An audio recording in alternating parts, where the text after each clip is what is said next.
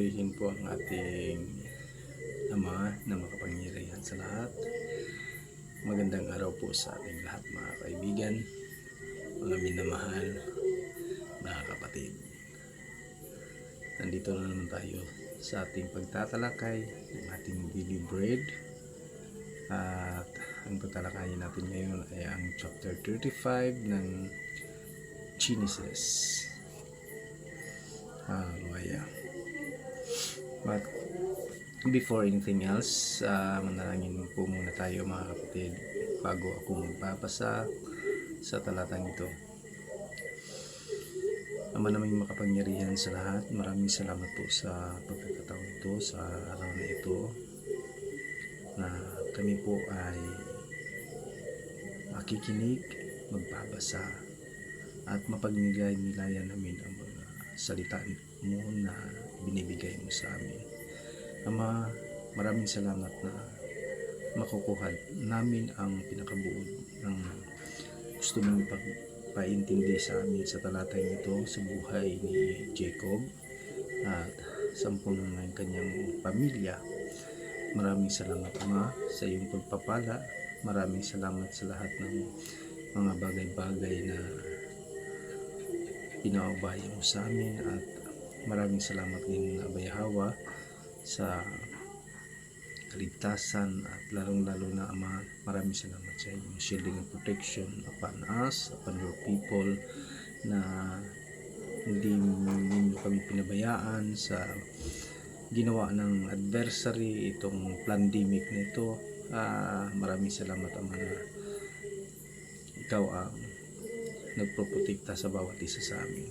Kaya maraming salamat sa iyong gabay at ang lahat ng pagsamba para lamang sa iyo sa lahat ng panahon.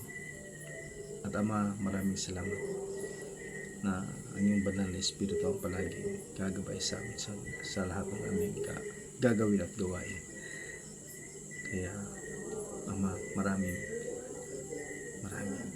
salamat sa inyong pagpapala. All the glory belongs to you, Abayahawa, in the name of your only begotten Son, our Savior, Messiah, Hawashai, Yeda. Okay, babasahin ko po mga kapatid ang chapter 35 ng Genesis. Ito ang sinasabi. Tagalog version.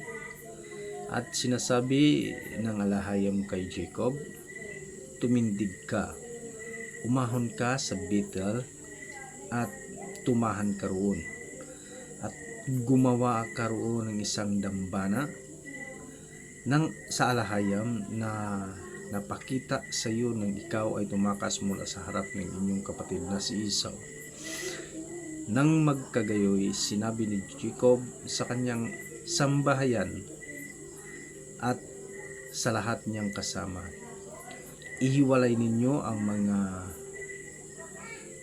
Diyos na iba na nangasas sa inyo, at magpakalinis kayo at magbago kayo ng inyong mga suot.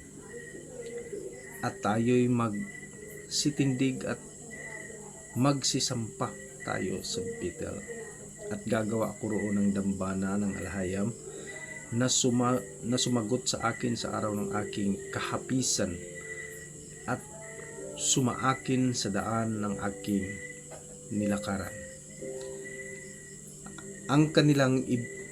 At kanilang ibinigay kay Jacob ang lahat ng ibang pinaka Diyos na nasa kamay nila, at ang mga hikaw na nasa kanilang mga tainga, at itinago ni Jacob sa ilalim ng punong insina na malapit sa Shechem. At sila'y naglakbay, at ang isang malaking sindak mula sa alahayam ay sumabayan na nasa mga palibot nila, at hindi nila hinabol ang mga anak ni Jacob. Sa gayoy, naparoon si Jacob sa Luz na nasa lupain ng Kanaan na siyang Bethel. Siya at ang buong bayang kasama niya.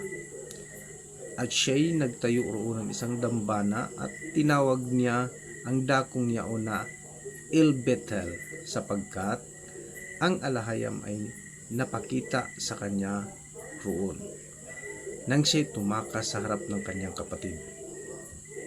At namatay si Deborah na yaya ni Rebecca at nalibing sa paanan ng Bethel sa ilalim ng insina na ang pangalan ay tinatawag na Alun Bakoth. At ang alahayam ay napakita uli kay Jacob nang siya'y manggaling sa Padan Aram at siya'y pinagpala. At sinabi sa kanya ng alahayam, ang pangalan mo'y Jacob o Jacob. Ang pangalan mo'y hindi natatawagin pang Jacob, kundi Israel ang itatawag sa iyo. At tinawag ang kanyang pangalan na Israel o Yisrael. At sinabi sa kanya ng alahayam, ako ang alahayam na makapangyarihan sa lahat. Ikaw ay lumago at dumami ka. Isang bansa at isang kapisanan ng mga bansa ang magmumula sa iyo. At mga hari ay lalabas sa inyong balakang. At ang lupaing ibinigay ko kay Abraham at kay Isaac ay ibibigay ko sa iyo. At sa iyong lahi, pagkamatay mo ay ibibigay ko ang lupain. At ang alahayam ay napailang lang mula sa tabi niya sa dakong pinakipag-usapan sa kanya. At si Jacob ay nagtayo ng isang batong pinakaalaala sa dakong pinakipag-usapan sa kanya ng alahayam. Haliging bato. At binuhusan niya ng isang inuming handog at binuhusan niya ng langis. At tinawag ni Jacob na Bethel, ang dakong pinakipag-usapan sa kanya ng alahayam. At sila'y naglakbay mula sa Bethel at may kalayuan pa upang dumating sa Ephrata. At nagdamdam si Rachel at siya'y naghihirap sa panganganak. At nangyari nang siya'y naghihirap sa panganganak na sinabi sa kanya ng hilot, huwag kang matakot sapagkat magkakaroon ka ng isa pang anak na lalaki. At nangyari nang nalalagot ang kanyang hininga sapagkat namatay siya, ay kanyang pinangalang Bin-Onay, datapwat pinangalanan ng kanyang ama na Benjamin. At namatay si Rachel at inilibing sa daang patungo sa Ephrata na siyang Bethlehem. At nagtayo si Jacob ng isang batong pinakaalaala sa ibabaw ng kanyang libingan na siyang batong pinakaalaala ng libingan ni Rachel hanggang ngayon. At naglakbay si Israel at iniladlad ang kanyang tulda sa dako paroon ng muog ng Idir. At nangyari samantalang tumatahan si Israel sa lupaing iyon na si Reuben ay yumaon at sumiping kay Bilha na babae ng kanyang ama, at ito'y nabalitian ni Israel. 12 nga ang anak na lalaki ni Jacob. Ang mga anak na Leah ay si Reuben na panganay ni Jacob, at si Simeon, at si Levi, at si Judah, at si Issachar, at si Zabulon. Ang mga anak ni Rachel ay si Husi at si Benjamin. At ang mga anak ni Bilha na alila ni Rachel ay si Dan at si Nephtali. At ang mga anak ni Zalpa na alilang babae ni Leah ay si Gad, at si Azer. Ito ang mga anak ni Jacob na ipinanganak sa kanya sa Panandaram. At naparoon si Jacob kay Isaac na kanyang ama sa Mamre, sa Kiryat Arba na siyang Hebron, na doon tumahan si Abraham at si Isaac. At ang mga naging araw na ni Isaac ay 180 taon. At nalagot ang hininga ni Isaac at namatay, at siya'y nalakip sa kanyang bayan. Matanda at puspos ng mga araw, at inilibing siya ng kanyang mga anak na si Esau at si Jacob. Purihin po ang salita ng ating purihin po ang ating alahayam sa kanyang banal na salita. Okay? Pasensya na mga kapatid, medyo parang na wala namang ulan, wala namang ambon, pero medyo okay? But anyway, our alahayam is always good.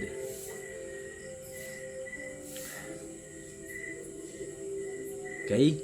So, patuloy natin itong pagninilay-nilayan mga kapatid. Itong pagkasabi ng ating alahayam kay Jacob na tumayaw ka, tumindig ka, umahon ka sa Bethel, dahil nanggagaling na ito sila sa isang sitwasyon na kung saan natatalakay ng ating mga kapatid ang chapter 34, na doon naman na ilalahad ang nangyayari kay Dina na anak ni Jacob na pinagsamantalahan naman ng Shechem. So sa galit ng kanyang mga kapatid, hindi nila sinang-ayunan na mapangasawa si Dina sa mga taga roon, na doon sila tumahan, pagkos pinatay nila lahat ng mga kalalakihan doon. Kaya sabi ni Jacob sa last part ng chapter 34, pinahamak nyo at inilagay nyo sa hindi magandang sitwasyon ang ating pamilya. Kaya dito sa chapter 35, sinabi ng alahayam sa kay Jacob, tumindig ka, umahon ka sa Bethel at tumahan ka roon. Doon ka na. So may mga instruction ng ating alahayam dito na magtatayo si Jacob ng dambana.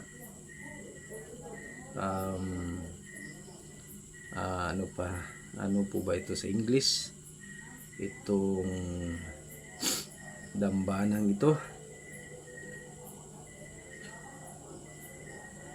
Okay.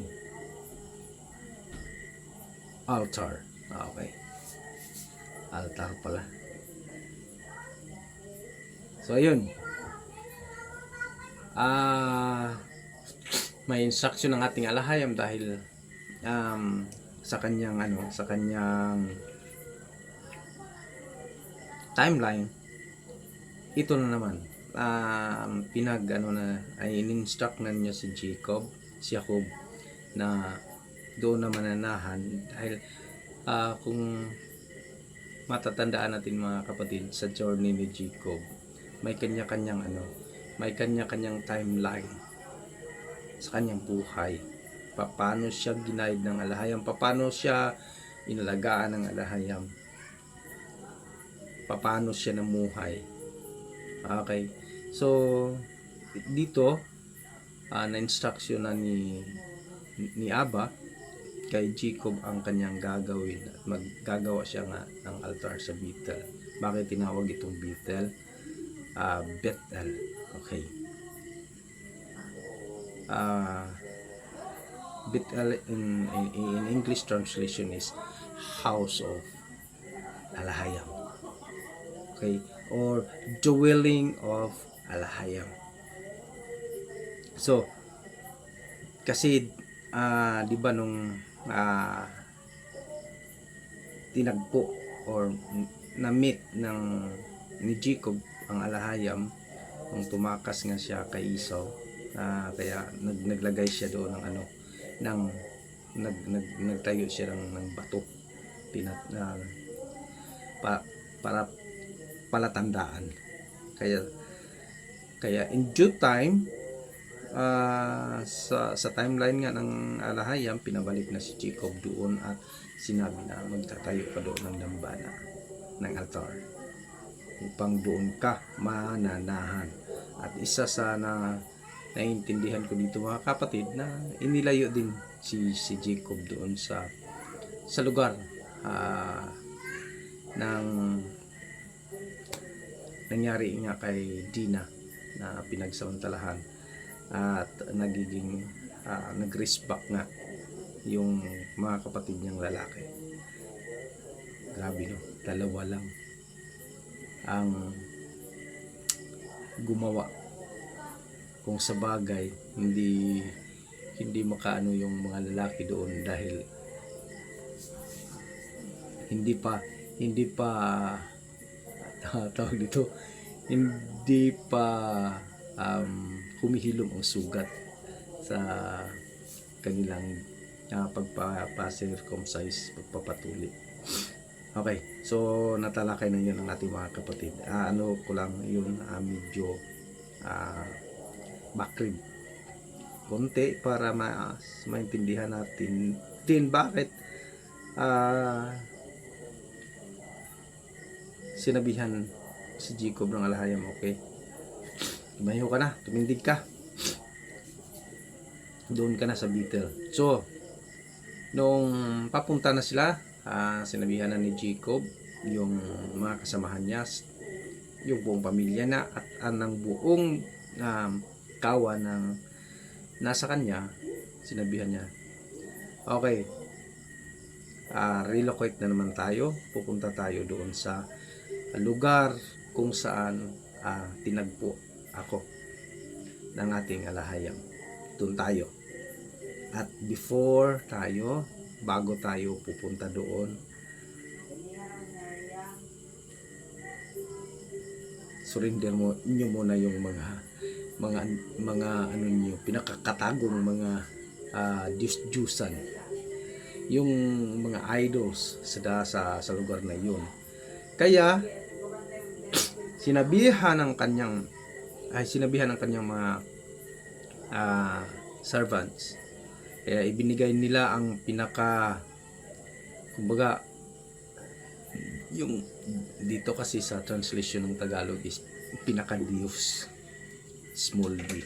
Okay, so pinakapuon.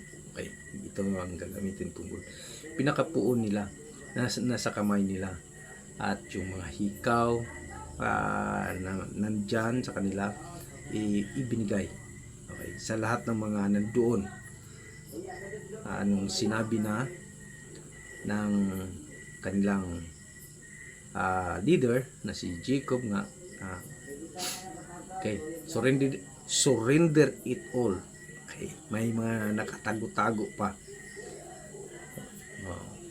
When you enter the covenant, surrendered it all. Okay, surrendered all.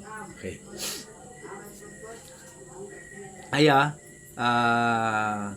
bakit ginawa yun ni Jacob? Dahil alam ni Jacob na ang pupuntahan nila ay ang lugar ng kabanalan,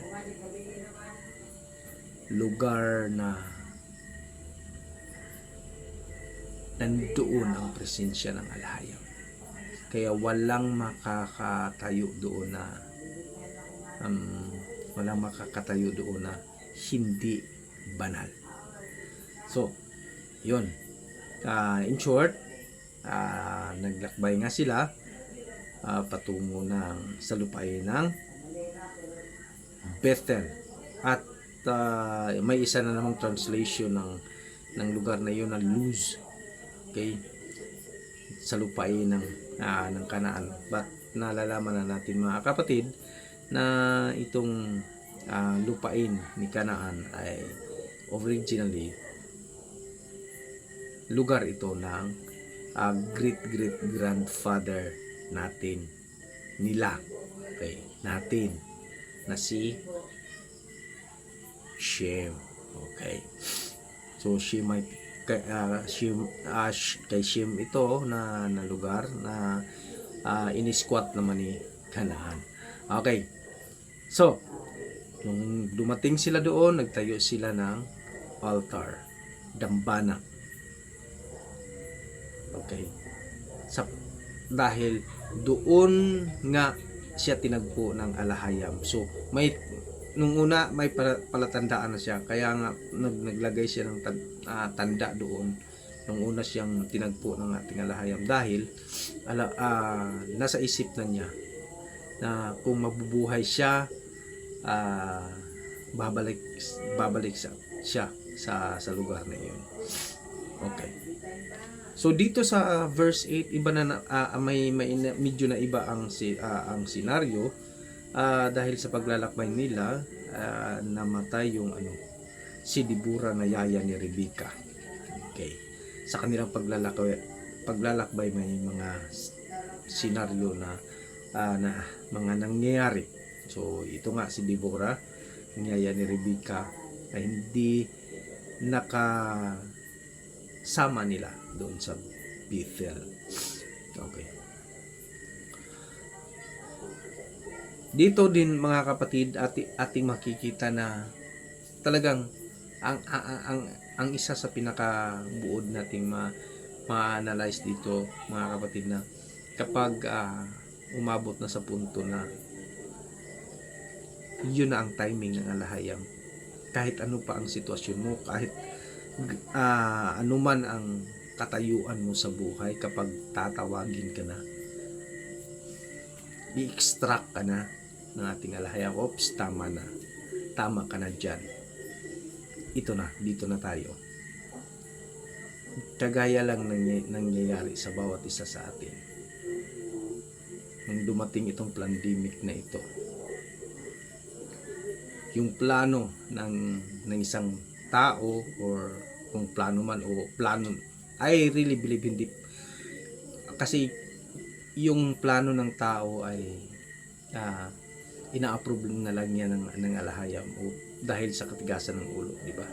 Pero may mga plano pa rin ang alahayam na kahit masama man itong plano para sa tao, but ang gagawin ng alahayam, yung masama mong plano, gagawin pa rin niya na kabutihan.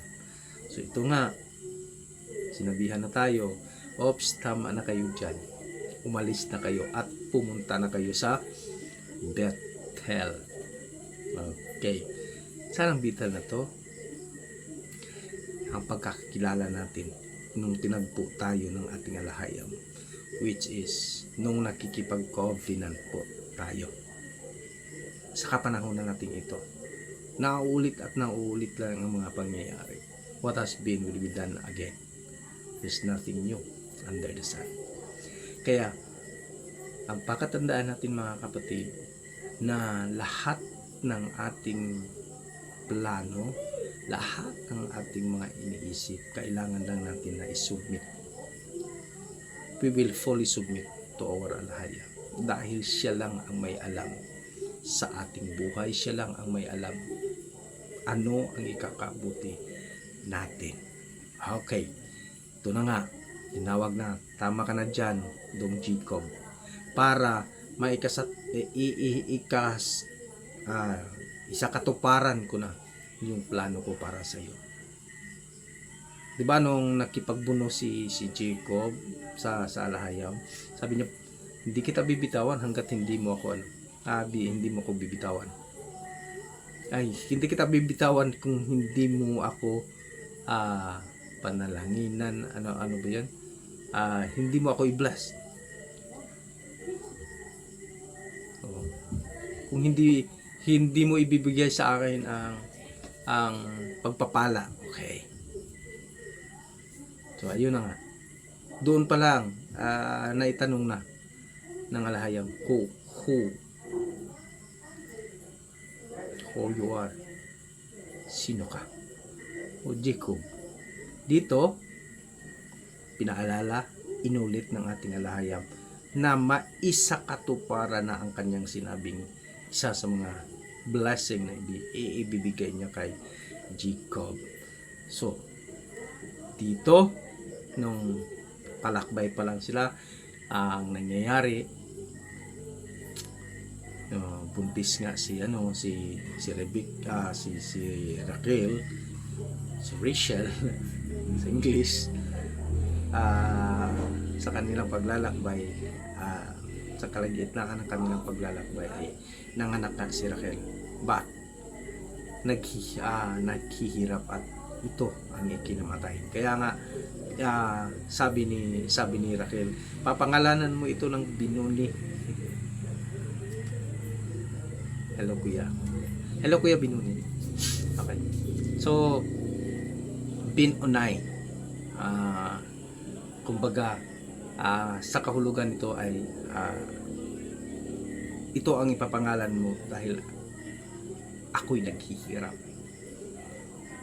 So ang mga nagpapangalan ng Binonay dahil man of sorrow, kumbaga.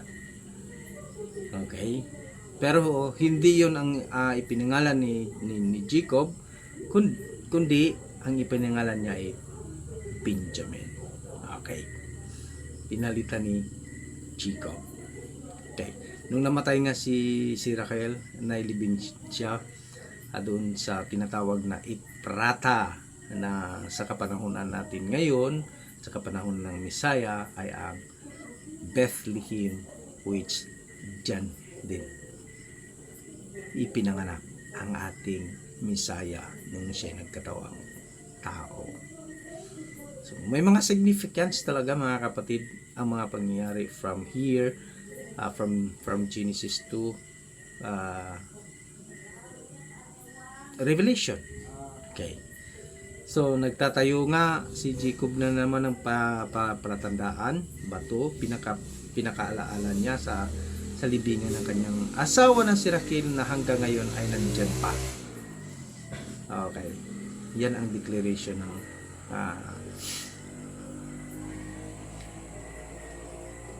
salita ng ating alahaya o sa scripture.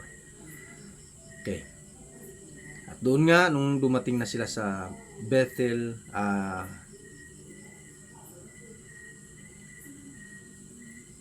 pinapaalala ng ating alahayam kay Jacob. Nasabi niya, hindi ka na tatawaging Jacob, pagkos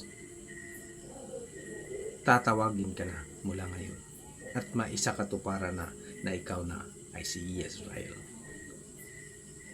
Bakit pinalitan ng ating alahayam ang pangalan ni Jacob? Ano pala ang significant ng Jacob? Yung Jacob means supplanter sa English. Ano ba yung supplanter? Tiningnan ko talaga kung ano ang supplanter. Isa sa meaning ng supplanter is to usurp. To usurp. Ang isa sa meaning niya ay taking the place of another.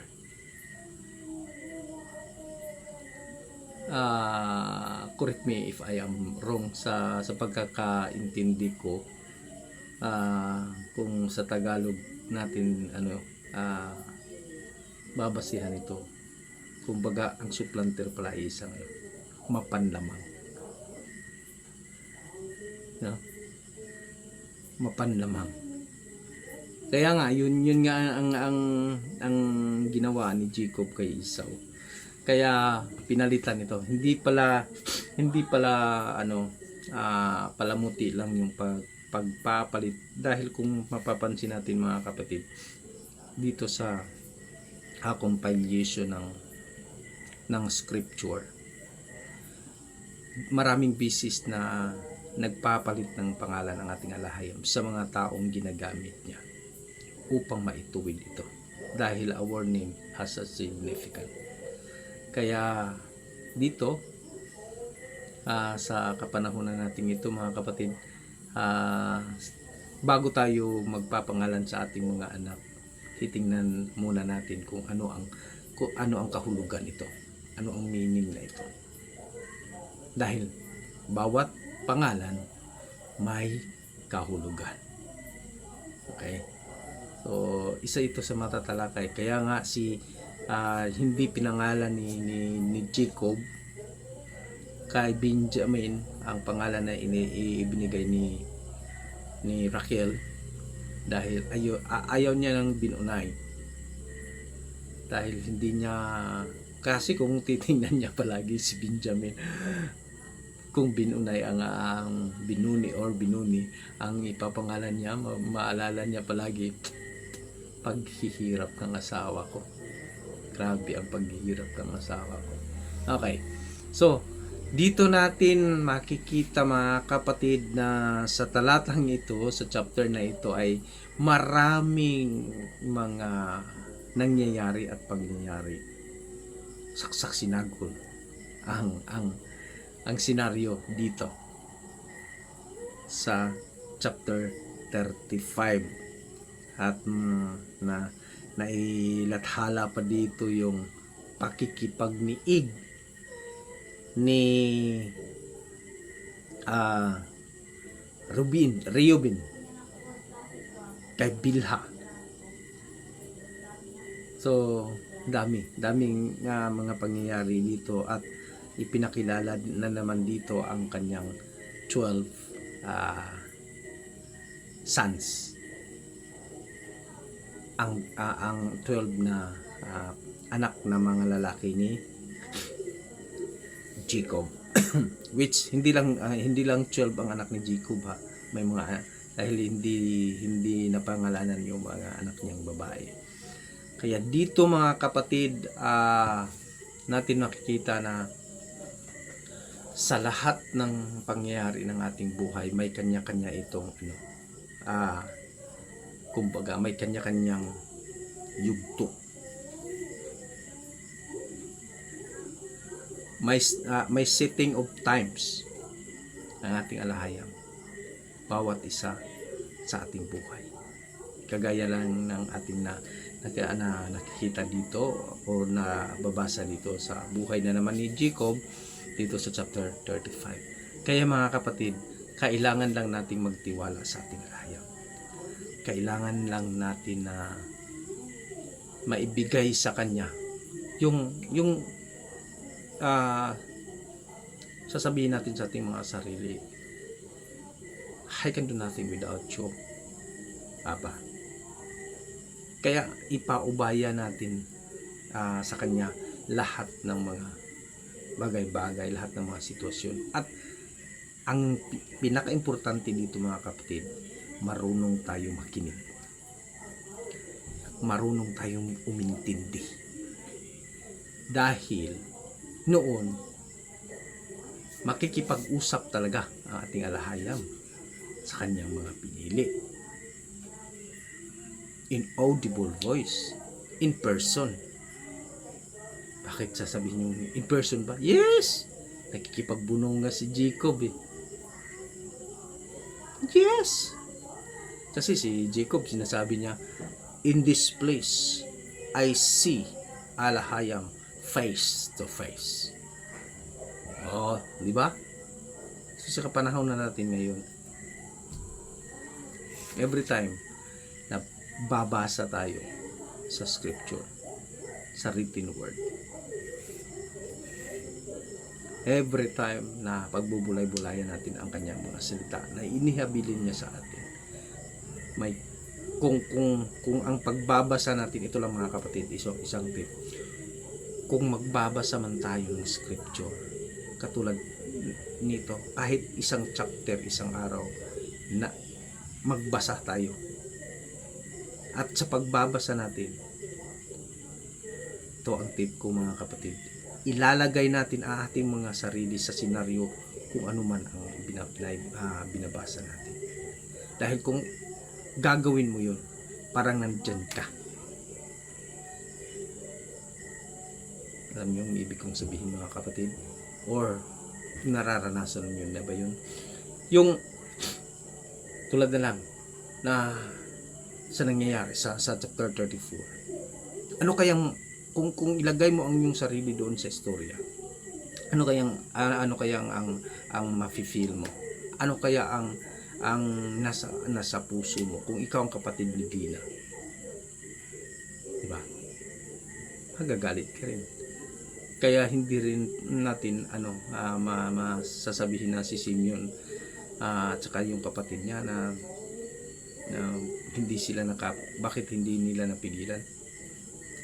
Culture nila rin yun noon. Kumbaga, napakahalaga talaga. Napakahalaga ang puri ng mga kababaihan noon na hindi na nangyayari ngayon. Sorry for the word. Sorry girls.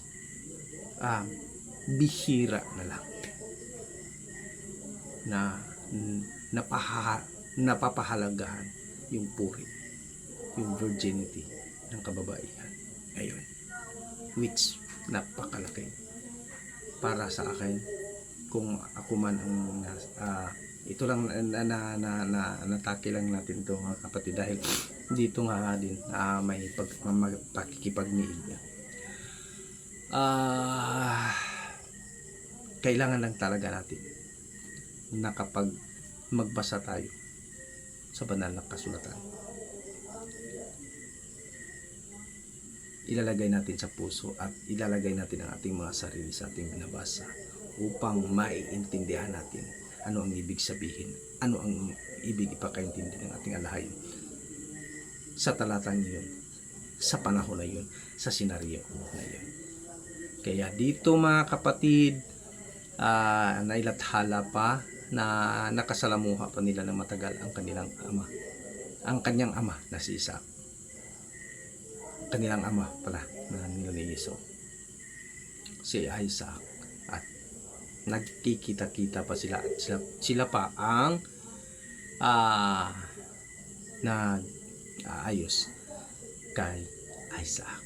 So dito mga kapatid, sa chapter 35 ng Genesis, I really believe na kung i-review ninyo ito sa pagbasa, meron pang mga bagong revelasyon ang ating Ama na ipaintindi sa bawat isa sa atin. Hanggang dito na lang po mga kapatid. Be blessed. Shalom.